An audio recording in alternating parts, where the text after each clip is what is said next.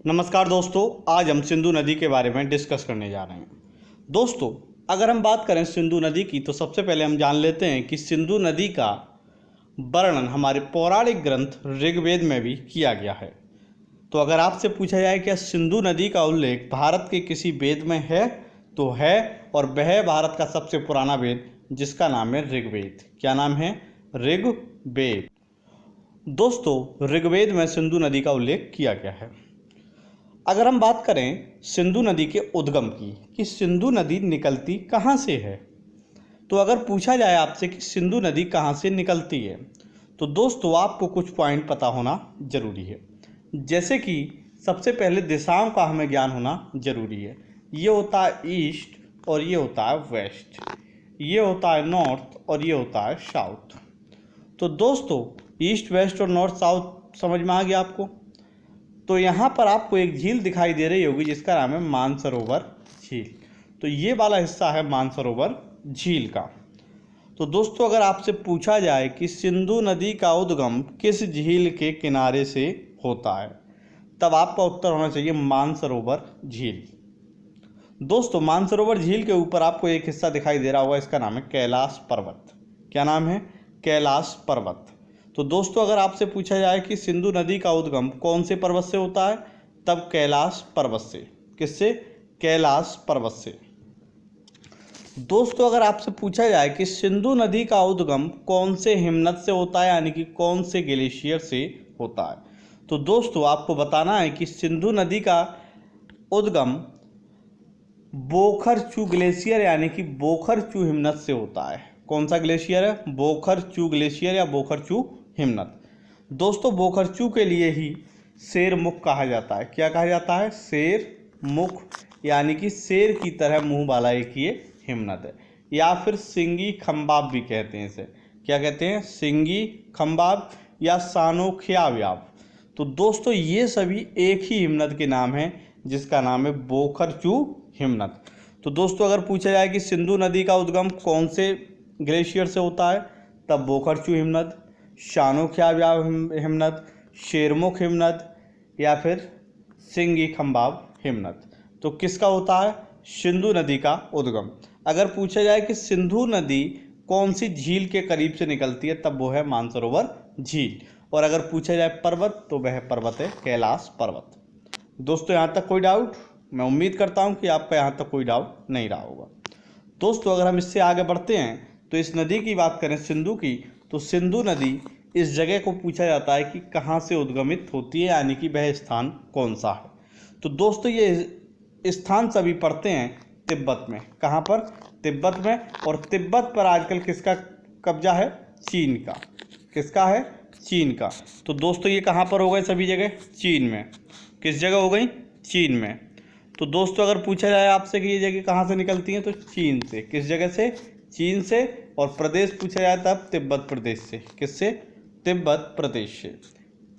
दोस्तों उसके बाद ये नदी कुछ इस तरीके से बहती है और इस तरीके से बहते हुए तिब्बत में कई सौ किलोमीटर का सफ़र करती है और उसके बाद भारत में दमचौक नामक स्थान से प्रवेश करती है। कहाँ से? दमचौक नामक स्थान से। दमचौक से ये प्रवेश कर जाती है भारत के लद्दाख राज्य में। अगर पूछा जाए राज्य, तब लद्दाख राज्य में। कहाँ से? दमचौक से। यहाँ से ये नदी कुछ आगे चलने के बाद दो पर्वत श्रेणियों को पार करती है। किसको? दो पर्वत श्रेणियों को पार करती है। तो दोस्तों ये दो पर्वत श्रेणियाँ आपको दिखाई दे रही होंगी। इसका नाम है जास्कर और इसका नाम है लद्दाख। क्या नाम है? जास्कर और लद्दाख।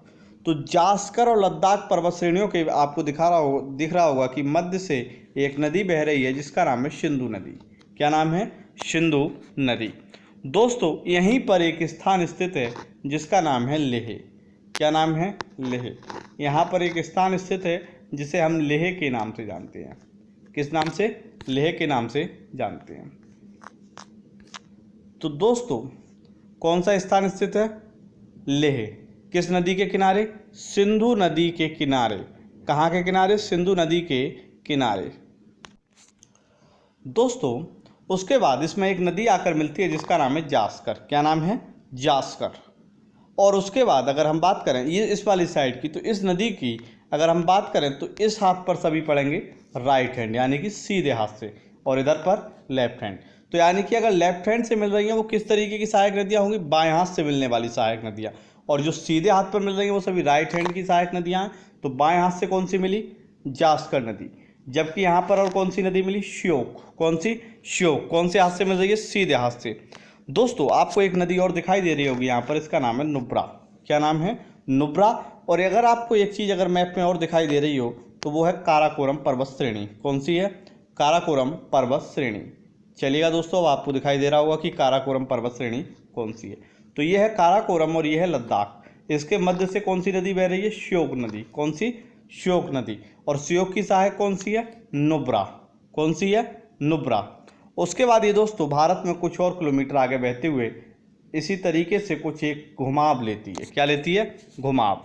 और इस घुमाव से पहले इसमें दो और नदियाँ आकर मिलती हैं। यहाँ पर मिलती है सुरु और यहाँ पर द्रास। क्या नाम है इसका, द्रास नदी। और कौन सी है, सुरु नदी। कौन सी, सुरु। तो सिंधु नदी में दो और नदियाँ मिली जिनका नाम है सुरु और द्रास। दोस्तों ये नदी अचानक से एक मोड़ इस तरीके से ले रही है, आपको ये दिखाई दे रहा होगा। ये जगह है बुंजी। क्या जगह है, बुंजी। बुंजी नामक स्थान पर यह नदी अचानक से एक तीव्र मोड़ लेती है। कहाँ पर, बुंजी पर। और एक गहरे महाखड्ड का निर्माण करती है। किसका, एक गहरे खड्डे का निर्माण करती है जिसे सिंधु गॉर्ज के नाम से भी जाना जाता है। क्या कहा जाता है, सिंधु गॉर्ज। दोस्तों यहीं पर एक पर्वत स्थित है, इसका नाम है नंगा पर्वत। क्या नाम है, नंगा पर्वत। और इसके ऊपर एक पर्वत है, इसका नाम है K2 गॉडविन ऑस्टिन। क्या नाम है, K2 गॉडविन ऑस्टिन। तो किन दो पर्वत चोटियों के मध्य से ये नदी बह रही है, K2 गॉडविन ऑस्टिन और नंगा पर्वत के पास से। दोस्तों कश्मीर का एक हिस्सा था पहले, यानी कि अब लद्दाख प्रांत में बांट दिया है, तो अब वो लद्दाख के हिस्से में आता है जिसका नाम है गिलगित और बाल्टिस्तान। और इस पर इस समय पाकिस्तान ने अवैध रूप से कब्जा कर रखा है। तो यहाँ से एक नदी आती है जिसका नाम है गिलगित नदी। क्या नाम है, गिलगित नदी। और इसकी सहायक नदी है हुंजा। कौन सी नदी है, हुंजा। तो इसमें गिलगित नदी में कौन सी नदी मिली, हुंजा। और ये सभी नदियाँ आपके कहाँ मिल रही हैं, लद्दाख राज्य में। कहाँ पर, लद्दाख में। तो दोस्तों उसके बाद ये नदी थोड़ी आगे और बहती है और उसके बाद भारत में चिल्लास नामक जिले यानी कि चिल्लास नामक जगह से ये बाहर हो जाती है। कहाँ से, चिल्लास नामक स्थान से ये नदी भारत से बाहर निकल जाती है। तो दोस्तों भारत की बात करें, इस दौरान ये सिंधु नदी कुल 1114 किलोमीटर की दूरी प्राप्त कर लेती है। कितनी, 1114 किलोमीटर की। तो दोस्तों अगर आपको मैप में दिखाई दे रहा हो तो आपको एक तरफ दिखाई दे रहा होगा कि ये नदी दमचौक से प्रवेश कर रही है। कहाँ से, दमचौक से। मैं इसको बना देता हूँ इस तरीके से, देखिएगा ये दमचौक से प्रवेश की, जो रेड रेड दिखाई दे रहा है आपको, और चिल्लास से बाहर निकल गई। कहाँ से, चिल्लास से। दोस्तों इसमें कौन कौन सी नदियाँ यहाँ पर मिली हैं, उनका नाम है जास्कर, श्योक, नुब्रा, सुरु, द्रास, गिलगित और हुंजा जैसी इसमें कुछ नदियाँ भी मिली हैं। भारत में यानी कि इस दूरी कितनी किलोमीटर तय की इसने, 1114 किलोमीटर। कितनी, 1114 किलोमीटर। दोस्तों ये चिल्लास से निकलने के बाद प्रवेश कर जाती है पाकिस्तान जिले में, सॉरी पाकिस्तान देश में। तो कहाँ से निकली, चिल्लास से निकलने के बाद ये कहाँ पर प्रवेश कर जाती है, पाकिस्तान में। तो दोस्तों आपने देखा कि ये नदी कुल 3 देशों में बह चुकी है अब तक।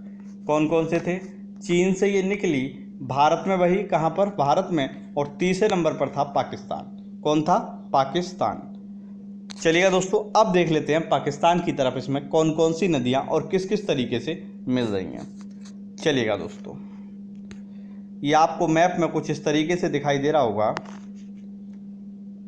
कि सबसे पहले पाकिस्तान में यहाँ पर देखिए एक नदी आकर मिल रही है, इसका नाम है सोहन नदी। क्या नाम है, सोहन नदी। दोस्तों पाकिस्तान में इसकी और एक सहायक नदी है जिसका नाम है काबुल नदी। क्या नाम है, काबुल नदी।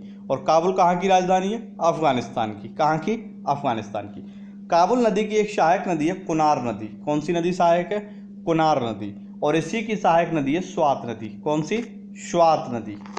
तो स्वात नदी कहाँ से निकल रही है, स्वात घाटी से। कहाँ से, स्वात घाटी से। और दोस्तों इस स्वात नदी को ही पाकिस्तान का यानी कि जो स्वात घाटी है इसको पाकिस्तान का स्वर्ग कहा जाता है। क्या कहा जाता है? पाकिस्तान का स्वर्ग। दोस्तों ये बेहद ही रमणीय स्थल है। क्या है? स्वात घाटी बेहद ही रमणीय स्थल है। दोस्तों उसके बाद इसमें एक नदी आकर मिलती है जिसका नाम है कुर्रम नदी। क्या नाम है? कुर्रम नदी। और कुर्रम की सहायक नदी है तोची नदी। कौन सी है? तोची नदी। दोस्तों यहाँ पर एक और नदी बीच में मिल जाती है जिसका नाम है शेंगर और बेबोवा। कौन सी? शेंगर और बेबोवा। दोस्तों ये नदियाँ और मिलती हैं किसमें? पाकिस्तान में। उसके बाद ये दोस्तों थोड़ी और आगे बहती हुए पाकिस्तान में प्रवेश कर जाती है और पाकिस्तान में अटक के पास ये इस समय पहुंच चुकी है। कहाँ पर? अटक के पास। अटक के पास ही इसमें कुर्रम नदी मिलती है और उसके बाद इसमें मिलती है गोमल नदी। कौन सी नदी? गोमल नदी। गोमल नदी की बात करें तो इसकी सहायक नदी है कुंदर और झोंक। कुंदर और झोंक। दोस्तों पाकिस्तान में एक दर्रा भी है जिसका नाम है गोमल दर्रा। क्या नाम है? गोमल दर्रा। और गोमल दर्रे से होकर ही बहती है आपकी गोमल नदी। चलिएगा दोस्तों आगे देखते हैं। अब उसके बाद ये नदी पाकिस्तान में कराची के निकट पहुंचती है। किसके? कराची के। और कराची के पूर्व में ये अरब सागर में जाकर गिर जाती है। कहाँ पर? कराची के पूर्व में ये कहाँ पर गिरती है? अरब सागर में जाकर ये गिर जाती है। दोस्तों बात करें तो इस दौरान ये कुल 2880 किलोमीटर की दूरी तय करती है। कितनी? 2880 किलोमीटर की कौन सी नदी? सिंधु नदी दूरी तय करती है। तो 2880 किलोमीटर कौन सी नदी चली? सिंधु नदी चली।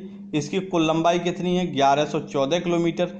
ये आपको दिखाई दे रहा होगा मैप में कि ये नदी कराची के पूर्व में अरब सागर में गिर जाती है। दोस्तों पहले इस नदी का मुहाना यानी कि गिरने का स्थान कच्छ के रण में था। कहाँ पर था? कच्छ के रण में। बाद में इसमें बदलाव आया और दिशा परिवर्तन हुआ। अब ये कराची के पूर्व में अरब सागर में जाकर गिर जाती है। दोस्तों यहाँ तक बताइएगा। अगर आपको किसी को कोई दिक्कत हो तो आप कमेंट बॉक्स में पूछ सकते हैं। दोस्तों दोबारा इस मैप को देख लीजिएगा ज़रा, और दोबारा आपको दिखाई दे रहा होगा इस मैप में कि देखिए ये झील निकल मानसरोवर झील है, ये कैलाश पर्वत और ये बोखर हिमनत, ये सब कहाँ पर है? ये है तिब्बत में। और अगर झील पूछा जाए आपसे तब कौन सी झील हो जाएगी? मानसरोवर झील। अगर हिमनत तो बोखर हिमनत, और पर्वत तो कैलाश पर्वत श्रेणी। उसके बाद ये कहाँ बहती है? तिब्बत में। और तिब्बत में बहने के बाद ये कहाँ से भारत में प्रवेश करती है? दमचौक से। और दमचौक में बहने से आगे निकलने के बाद ये नदी लद्दाख और जास्कर दो पर्वत श्रेणियों के मध्य बहती हुई आगे बढ़ जाती है। यहीं पर जास्कर पर्वत श्रेणी से उससे एक नदी आकर मिलती है, इसका नाम है जास्कर। जबकि काराकोरम पर्वत श्रेणी के मध्य से एक नदी बहती है, इसका नाम है श्योक नदी। श्योक नदी काराकोरम पर्वत श्रेणी से ही निकलती है। और यहाँ पर एक नदी और आकर मिलती है, इसका नाम है नुब्रा। और नुब्रा घाटी भी है कहाँ पर? लद्दाख राज्य में। दोस्तों उसके बाद इसमें सुरु और द्रास दो नदियाँ और मिलती हैं, सुरु और द्रास। उसके बाद ये नदी बुंजी के निकट एक गहरे महाखंड का निर्माण करती है जिसे सिंधु महागौर्ज के नाम से भी जाना जाता है। दोस्तों उसके बाद इसमें गिलगित और हुंजा जैसी नदियाँ भी आकर मिलती हैं। कौन सी? गिलगित और हुंजा नदियाँ। ये नदी अगर सिंधु नदी की बात करें तो ये केटू गॉडविन ऑस्टिन और नंगा पर्वत के मध्य से बहती हुई आगे चली जाती है। दोस्तों यहाँ पर गिलगित नदी मिली और चिलास से ये नदी भारत से बाहर हो जाती है। उसके बाद इसमें आने के बाद सोहन नदी, काबुल नदी, कुर्रम नदी और गोमल नदियाँ भी आकर मिलती हैं। तो दोस्तों आपको यहाँ तक मैं उम्मीद करता हूँ कि कोई भी डाउट नहीं रहा होगा। अगर दोस्तों आपका कोई यहाँ भी डाउट होता है इतने पोर्शन में भी, तब भी आप हमें कमेंट बॉक्स में पूछ सकते हैं कि ये क्या क्या है। दोस्तों चलते हैं इसके अगले पार्ट की ओर। दोस्तों हम सेकंड पार्ट में झेलम नदी के बारे में वर्णन करने जा रहे हैं। यानी कि पहले हम सिंधु नदी की कुछ नदियां देखी थी, तिब्बत, पाकिस्तान और भारत में जो कुछ भी था। अब हमने इसका दूसरा मैप लिया है जिसमें हम देखेंगे इसकी कुछ और नदियां क्या हैं। एक नदी है झेलम नदी। कौन सी नदी है? झेलम नदी। दोस्तों झेलम नदी की बात करें तो झेलम को पौराणिक नाम अगर पूछा जाए तो वो पौराणिक नाम है बितिस्ता। क्या नाम है? बितिस्ता। ये झेलम नदी कहाँ से निकलती है? बेरीनाग झरने से। कहाँ से निकलती है दोस्तों? बेरीनाग झरना। बेरीनाग झरना यहाँ पर है। और इस झील का नाम पर बात करें तो इस झील का नाम है शेषनाग झील। क्या नाम है? शेषनाग झील। शेषनाग झील के पास एक बेरीनाग झरना है जहाँ से झेलम नदी निकलती है। दोस्तों झेलम नदी कुछ आगे बहते हुए भारत में ये बहती है और भारत में बहते हुए एक बुलर झील के पास से निकलती है। कहाँ से? बुलर झील के पास से। दोस्तों इसी झेलम नदी के किनारे बसा हुआ है विश्व प्रसिद्ध शहर श्रीनगर। कौन सा? श्रीनगर। तो दोस्तों बुलर झील से बहते हुए कौन सी नदी निकल रही है? झेलम नदी। कौन सी नदी? झेलम नदी। झेलम नदी का पौराणिक नाम क्या है? वो है बितस्ता। क्या नाम है? बितस्ता। दोस्तों झेलम नदी की बात करें तो झेलम नदी की एक और सहायक नदी है, वो है किशन गंगा। क्या है? किशन गंगा। और किशन गंगा नदी पर किशन गंगा प्रोजेक्ट भी भारत सरकार द्वारा बनाया जा रहा है। दोस्तों यहाँ पर एक और नदी इसकी सहायक है जिसका नाम है कुनहर नदी। कौन सी है? कुनहर नदी। तो दोस्तों झेलम नदी की बात करें तो झेलम नदी कहाँ से निकल रही है? सबसे पहले वेरीनाग झरने से। इसका पौराणिक नाम बितस्ता। अगर झील पूछा जाए तो शेषनाग झील। और उसके बाद ये नदी कहाँ पर बह रही है? कश्मीर में। कहाँ पर? कश्मीर में। दोस्तों ये नदी भारत में और पाकिस्तान के मध्य कुछ किलोमीटर की ये भारत और पाकिस्तान के मध्य कुछ किलोमीटर की सीमा का भी निर्धारण करती है। कौन सी नदी? झेलम नदी। दोस्तों झेलम नदी की बात करें तो इसकी कुल लंबाई 724 किलोमीटर है। कितनी है? 724 किलोमीटर। जबकि भारत में इसकी लंबाई लगभग 400 किलोमीटर है। भारत में कितनी है इसकी लंबाई? 400 किलोमीटर। दोस्तों आगे बहते हुए नदी झेलम नदी झंग के निकट, दोस्तों ये आपको मैप में दिखाई दे रहा होगा झंग के निकट चेनाब से मिल जाती है। किससे मिल जाती है? चेनाब नदी से। तो दोस्तों झेलम और चेनाब कहाँ पर मिली? झंग में। कहाँ पर मिली? झंग में। चलिएगा दोस्तों अब देखते हैं हम इसकी दूसरी सहायक नदी जिसका नाम है चेनाब। क्या नाम है? चेनाब नदी। दोस्तों चेनाब नदी की बात करें तो आपको एक दिखाई दे रही होगी धारा जिसका नाम है चंद्रा। क्या नाम है? चंद्रा। और यहाँ पर आपको दिखाई दे रही होगी भागा धारा। कौन सी? भागा। और इन दोनों के मध्य में स्थित है बाड़ा लाचला का दर्रा। कौन सा दर्रा है? बाड़ा लाचला का दर्रा। चंद्रा नदी और भागा नदी हिमाचल प्रदेश के तांडी में जाकर मिल जाती हैं। कहाँ पर मिल जाती हैं? हिमाचल प्रदेश की तांडी में।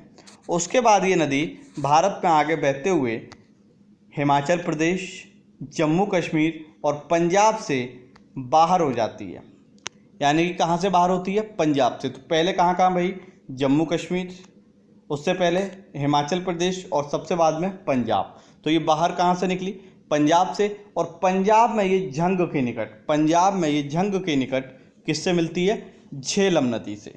तो झंग के निकट ही झेलम में मिल जाती है और आगे ये नदी चेनाब नाम से ही बहती है। किस नाम से? चेनाब नाम से आगे बहती है। चलिएगा दोस्तों अगली नदी देख लेते हैं। दोस्तों हम अगली नदी की बात करें तो इस नदी का नाम है रावी नदी। क्या नाम है? रावी नदी। रावी नदी दोस्तों भांदल नदी है और तंतागिरी नदी है। कौन सी नदी है? भांदल और तंतागिरी, इन दोनों के मिश्रण से बनती है। कौन सी नदी? भांदल और तंतागिरी। इसके मध्य में स्थित है। अगर यहाँ पर बात करें, यहाँ पर तंतागिरी और आपको व्यासकुंड दिखाई दे रहा होगा, यहाँ पर एक दर्रा है जिसका नाम है रोहतांग दर्रा। क्या नाम है? रोहतांग दर्रा। इस रोहतांग दर्रे के एक तरफ से निकल रही है रावी और दूसरी तरफ से निकल रही है ब्यास। तो दोस्तों भांदल और तंतागिरी दोनों बड़ी भांदल में जाकर मिल जाती हैं। कहाँ पर? बड़ी भांदल में। और बड़ी भांदल में मिलने के बाद ये नदी कहलाती है अब रावी नदी। क्या कहलाती है? रावी नदी। रावी नदी आगे बहती हुए त्रिमू के पास जाकर, कहाँ पर? त्रिमू के पास जाकर चेनाब में मिल जाती है। तो त्रिमू कहाँ पर है? पाकिस्तान में। त्रिमू कहाँ पर है? पाकिस्तान में। दोस्तों उसके बाद बात करें तो एक नदी और है जिसका नाम है ब्यास नदी। क्या नाम है? ब्यास नदी।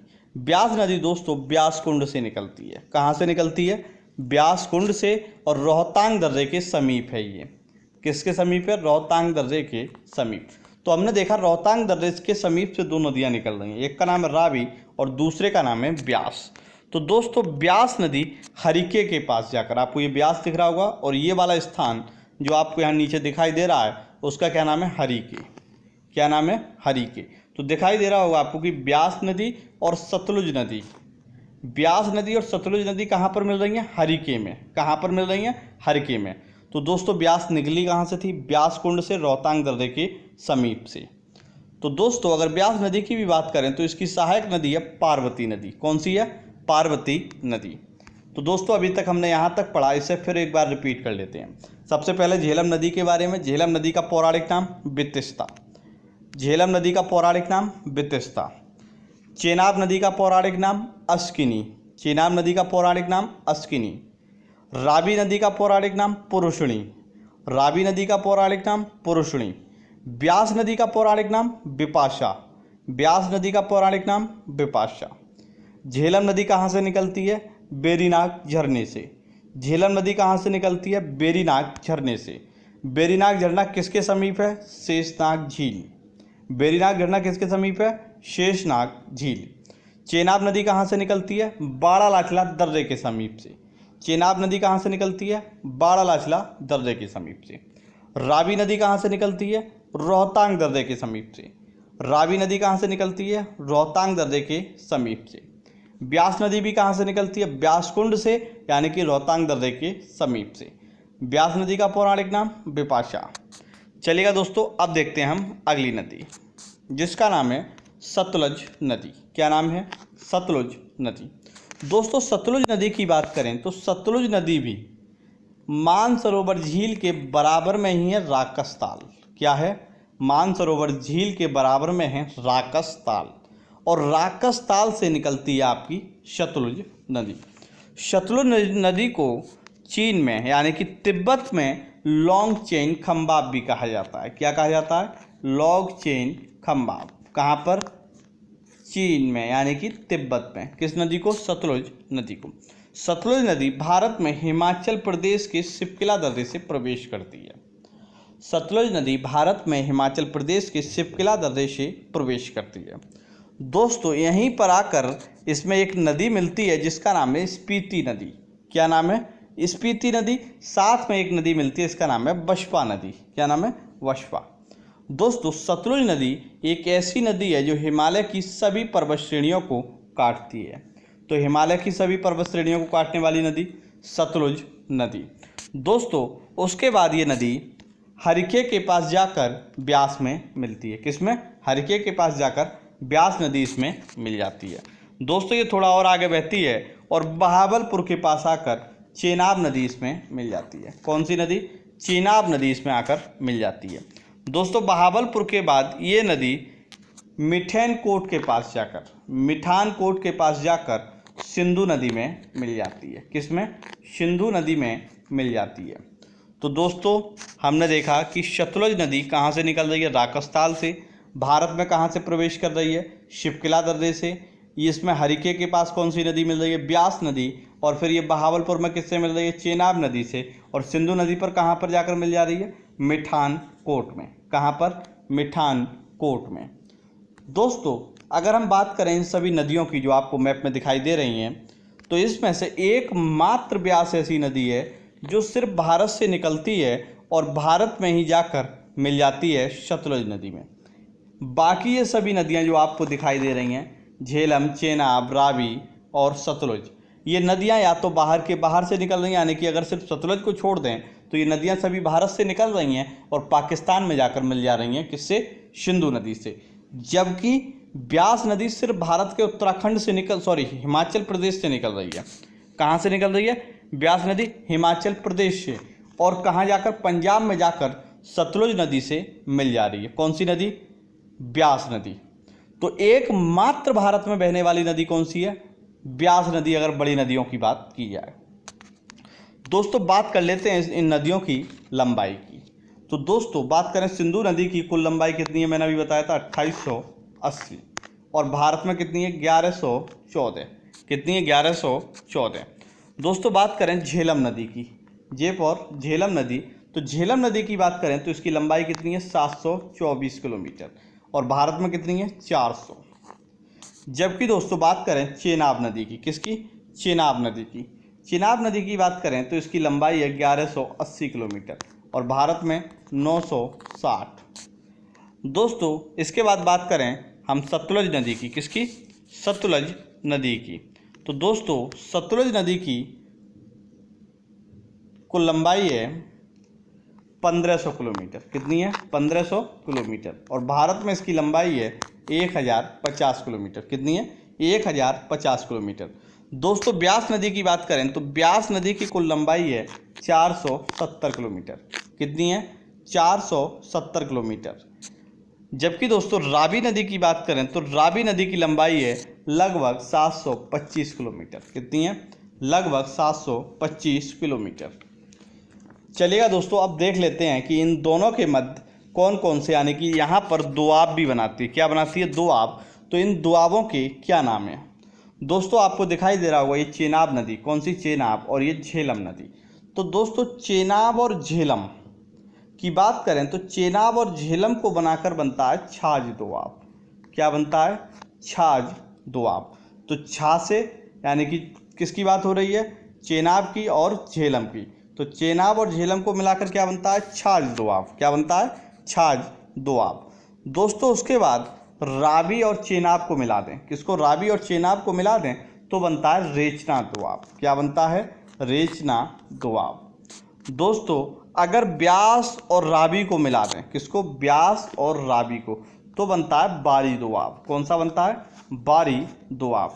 जबकि दोस्तों ब्यास और सतलुज को मिला दें तब बनता है बिष्ट दोआब। कौन सा बनता है? बिष्ट दोआब। दोस्तों यहाँ तक बताइएगा, अगर आपको कोई कन्फ्यूजन है तो आप हमें कमेंट बॉक्स में ज़रूर पूछ सकते हैं। दोस्तों अब देख लेते हैं कि आखिर सिंधु नदी तंत्र दिखता कैसा है। चलिएगा दोस्तों, चलते हैं सिंधु नदी तंत्र के मैप की तरफ।